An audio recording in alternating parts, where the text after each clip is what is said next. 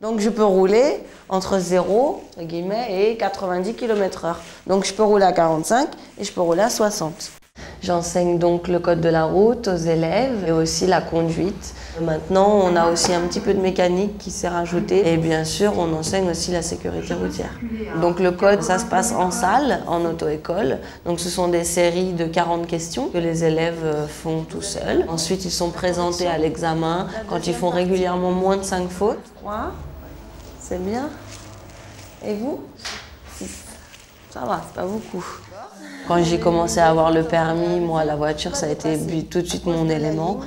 Et puis, de fil en aiguille, j'ai suivi une formation qui forme au BP Caser, qui est le brevet de l'exercice de la profession d'enseignant de la conduite automobile et de la sécurité routière.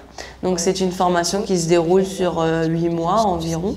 Moi donc j'ai fait cette formation en contrat de qualif, donc moitié école, moitié en auto-école, en entreprise. Et à la suite de ma formation, mon patron m'a embauché. Et il faut être disponible là où il y a le plus de monde, donc souvent fin de journée, début de soirée, le samedi aussi. Les points positifs, c'est le contact avec les gens. C'est nous qui gérons un petit peu notre planning comme on le sent. Il faut savoir que c'est un métier où il faut beaucoup de patience, que des fois c'est difficile parce qu'on répète beaucoup. On sait que sur la route, c'est pas toujours agréable le comportement des gens, donc ça c'est un petit côté négatif aussi. C'est bien réussi même. Pour être une bonne monitrice auto-école, il faut avant tout, je pense, aimer les gens, aimer parler avec les gens.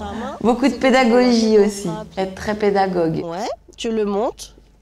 Celui-là, tu le places. Moi, ce qui me plaît le plus, c'est de voir des gens de toutes catégories, socio-professionnelles, de tout âge aussi. On peut soit monter sa propre entreprise, et puis on peut aussi passer un examen qui s'appelle le BAFM. Vous pouvez devenir formateur de moniteur ou aussi animer les stages de récupération de points dans les centres agréés. Ce qui est bien, c'est quand vous amenez les gens au permis de conduire et puis qu'il y a des réussites et puis il y a de la joie, il y a des pleurs, il y a des cris.